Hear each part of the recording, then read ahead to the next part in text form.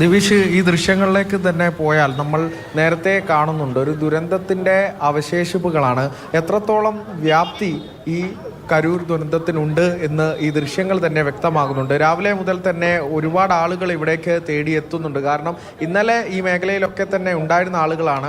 അവർ വേദനയോടെ തന്നെ ആ നിമിഷങ്ങൾ ഓർത്തെടുക്കുന്നുണ്ട്.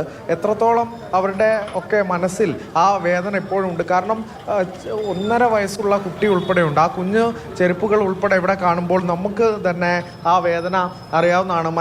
നമ്മുടെ മനസ്സിലേക്ക് തന്നെ മരവിപ്പിക്കുന്ന കാഴ്ചകൾ തന്നെയാണ്. ഇങ്ങനെ ഒരു ദുരന്തമൊക്കെ ഇനി ആവർത്തിക്കാതിരിക്കട്ടെ എന്ന് നമ്മൾ വീണ്ടും ആവർത്തിച്ച് പറയുന്നുണ്ട്. അവിടെയാണ് വീണ്ടും കരൂർ പോലുള്ളത് ദുരന്തങ്ങൾ വീണ്ടും നമ്മളെ തേടി എത്തുന്നത്.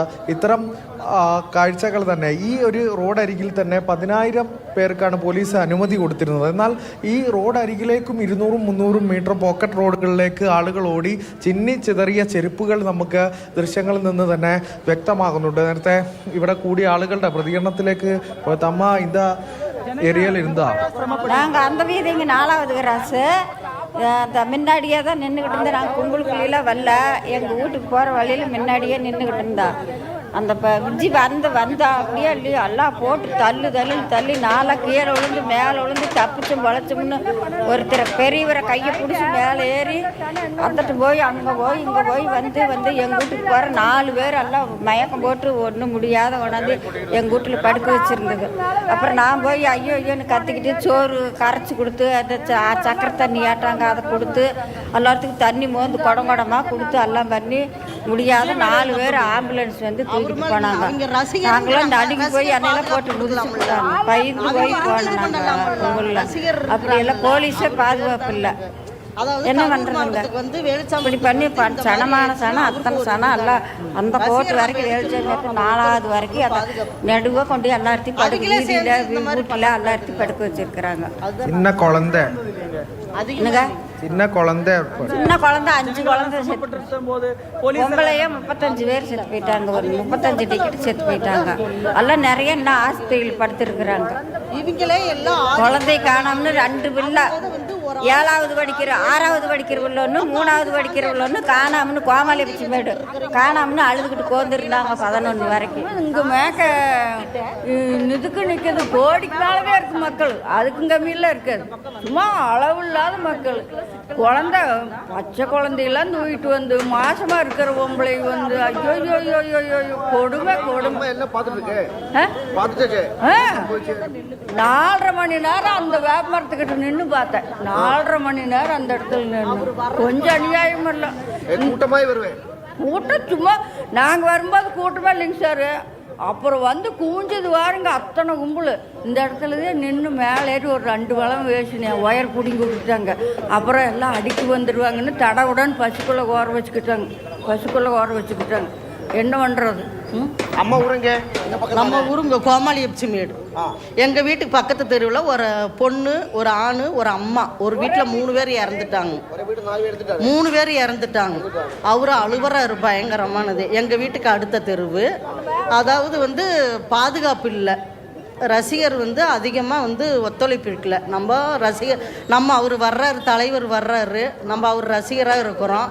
நம்ம அவங்களுக்கு ஒத்துழைப்பு கொடுக்கணும். நம்மளும் சேர்ந்து ஆடக்கூடாது. இல்லை ஒருத்தருக்கு மேலே ஒருத்தர் நின்று ஆடுறாங்க, அவங்க உழுவுறாங்க, ஒரு குழந்தைகளை வச்சுக்கிட்டு நிற்கிறாங்க.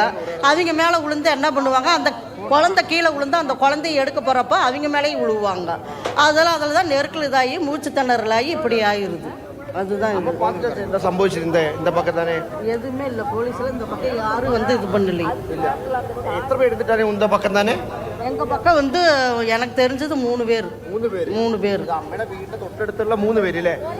ഹരീഷ് കൂടി ചേരുന്നുണ്ട്. ഹരീഷ് ഇന്നലെ ആ സമയത്ത് ഉൾപ്പെടെ ഇവിടെ ഉണ്ടായിരുന്നതാണ്. അപ്പോൾ ആളുകളുടെ ആ പ്രതികരണത്തിൽ നിന്ന് വ്യക്തമാണ് എത്രത്തോളമാണ് ഈ ദുരന്തത്തിന്റെ വ്യാപ്തി എന്ന്. ഇപ്പോഴും അവർ ആ വേദനയോടെ തന്നെ ഓർത്തെടുക്കുകയാണ്.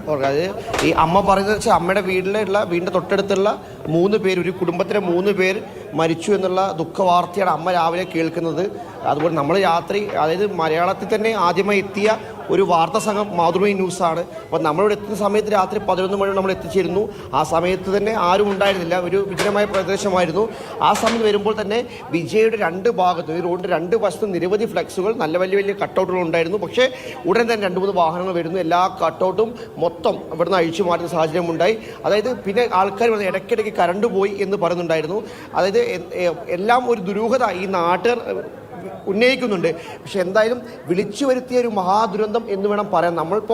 നമ്മൾ ഈ വൈറൽ പീഡിയ ഷൂട്ടുമായി ബന്ധപ്പെട്ട് വന്നതാണ്. നമ്മൾ വേറെ ഇങ്ങനെ ദുരന്തം ഉണ്ടാകുമെന്നോ നമ്മൾ ചിന്തിക്കുന്നു പോലുമില്ല. കാരണം നമ്മൾ എല്ലാ ദിവസവും നല്ല സന്തോഷകരമായ വാർത്ത, നല്ല എല്ലാം കൊണ്ടും എല്ലാവർക്കും ഹാപ്പിനെസ് ആയ വാർത്തകൾ, രുചികരമായ വാർത്ത, നല്ല വിഷ്വൽ സ്റ്റോറികൾ കൊടുക്കുന്ന ടീമാണ് നമ്മൾ. അപ്പം നമ്മൾ വിളിച്ച് ഡെസ്കിൽ നിന്ന് പറഞ്ഞു ഇങ്ങനെ അപകടം ഉണ്ടായിട്ടുണ്ട്, പാലക്കാട് ഉണ്ടല്ലോ, ഒന്ന് പോയി നോക്കൂ എന്ന് പറഞ്ഞു. അപ്പോൾ നമ്മൾ എത്തിച്ചേരുമ്പോൾ കാണുന്നത് മഹാദുരന്തമാണ്. കാരണം നമ്മൾ കാണുന്ന ചെറിയ മക്കളുടെ ചെരുപ്പുകൾ, தண்ணி இல்ல, சாப்பாடு இல்ல. காலையில 7 மணில இருந்து நைட் 8 மணி கிடைக்காது. தண்ணி கொடுக்க மாட்டேங்கிறாங்க, தண்ணி இல்லைங்கிறாங்க. கேட்டா கடையிலயும் தண்ணி இல்ல, எல்லாம் சேல்ஸ் ஆயிருச்சு. അമ്മ പറഞ്ഞ നിലവിൽ அதாவது நான் என்ன சொல்றேன்னா, இப்போ அவர் வர்றாருன்னா ரோட்டை அகலப்படுத்தணும். வண்டி வந்து இதுக்கு மேலதான் வண்டி நிக்கணும், உள்ள வண்டி வரக்கூடாது, கார் நிக்க கூடாது, வண்டி நிக்க கூடாதுன்னு போலீஸ் சொல்லணும். வண்டி கொண்டாந்து நிறுத்திக்கிட்டு ஏன் வண்டி மேலே ஏறி நிற்கிறீங்க? வண்டி மேலே ஏறி நின்னா அவங்க സായറാങ്ക, അത് മേലെ വിളുന്താ അവങ്ങൾക്ക് മൂച്ച് തിണറില്ല. വാഹനങ്ങൾക്ക് ഉൾപ്പെടെ നിയന്ത്രണം ഉണ്ടായിരുന്നു, എന്നിട്ട് വാഹനങ്ങൾക്ക് മേലെ ഉൾപ്പെടെ ആളുകൾ കയറി നിൽക്കുന്ന വിജയുടെ വാഹനം വന്നപ്പോൾ ആൾക്കാർ അങ്ങോട്ടും ഇങ്ങോട്ടും തള്ളി മാറി. അതിൻ്റെ ഭാഗമായി തന്നെ നല്ലൊരു ജനസംഖ്യ, ഒരു ജനപ്പെരുപ്പം ഉണ്ടായിരുന്നു. കാരണം 10,000 പേർ പങ്കെടുക്കുന്ന സ്ഥലമായിരുന്നു എന്നാണ് അനുവാദം ചോദിച്ചേക്കുന്നത്. പക്ഷേ അതിൽ ഉപരി ആൾക്കാർ വന്നിട്ടുണ്ട്. കാരണം ഈ ഭാഗത്തു നിന്നല്ല, പല ഭാഗത്തു നിന്നായിട്ട് നിരവധി പേർ വന്നു. അങ്ങനെ തന്നെ വലിയൊരു, അപ്പോൾ എല്ലാവരും വളരെ വലിയ ദുഃഖമായ, ഒരിക്കലും 10,000 ആളുകൾക്ക് പോലും അനുമതി കൊടുക്കാനുള്ള ഒരു സാഹചര്യം ഇവിടെ ഉണ്ടെന്ന് നമ്മൾ തോന്നുന്നില്ല. നിലവിൽ 4 വരി പാത എന്ന് പറയുന്നുണ്ടെങ്കിൽ പോലും ഈ പാതയ്ക്ക് അത്ര വലിയ വീതിയോ ഒന്നും തന്നെ ഇല്ല. കാരണം അതിൻ്റെ ഇത്രയും വലിയ ജനസംഖ്യ, കാരണം ഈ നമ്മൾ സംസാരിച്ചപ്പോൾ തന്നെ പലരും പറഞ്ഞ വിഷയം എന്താണെന്ന് വെച്ചാൽ, അവിടെ ഈ പറഞ്ഞ എടപ്പാടി വന്ന സമയത്ത്, കഴിഞ്ഞ ആഴ്ച എടപ്പാടി വന്നിരുന്നു, ആ സമയത്ത് 10,000 പേര് വന്നു, കുഴപ്പമൊന്നും ഉണ്ടായിരുന്നില്ല പറയുന്നു. പക്ഷേ എടപ്പാടി പോലെയല്ല വിജയ് എന്ന് പറയുന്നത് ഒരു രാഷ്ട്രീയ പ്രവർത്തനം അപ്പുറം അയാൾ ഒരു വിശ്വനടനാണ്, അയാൾ ഒരു സിനിമ നടനാണ്. അയാളെ കാണാൻ വേണ്ടി ജനസംഖ്യ, വലിയ ഒരു ആൾക്കൂട്ടം ജനങ്ങൾ ഒത്തുചേരും. അത്ര ജനസംഖ്യ താങ്ങാൻ പറ്റിയ ഒരു സ്ഥലമല്ല കരൂർ. എന്തായാലും ഔദ്യോഗികമായി തന്നെ നമ്മൾ പറയുകയാണെങ്കിൽ ഇപ്പോൾ മരണസംഖ്യ 39 പേർ മരിച്ചു എന്നാണ് പറയുന്നത്. 107 പേർ ആശുപത്രി ചികിത്സയിലുണ്ട്. അതിൽ തന്നെ 51ഓളം പേരുടെ നില അതീവ ഗുരുതരമാണെന്ന് പറയുന്നു. അതീവ ദുഃഖകരമെന്ന് നമ്മൾ വീണ്ടും പറയുന്നു. ഇനിയും മരണസംഖ്യ ഉയരും. അതായത് നമ്മൾ മുണ്ടക്കയും ചുരൽമലയും അത് പുത്തുമലയും എല്ലാം കണ്ട ആൾക്കാർ നമ്മൾ. പക്ഷെ നമുക്ക് അതിനുശേഷം നമ്മൾ കാണുന്ന വലിയൊരു മഹാദുരന്തം. ഒരുപാട് ചോദ്യങ്ങൾ അവിടെ ബാക്കിയാണ്. എങ്ങനെ ഇവിടെ അനുമതി കൊടുക്കുന്നു എന്നുള്ളൊരു ചോദ്യം. ശരി അരുൺ, ഹരീഷ് തിരികെ വരാം. എന്തായാലും ഏറ്റവും സങ്കടകരമായ അവസ്ഥ, അതിൽ ആളുകളുടെ പ്രതികരണങ്ങൾ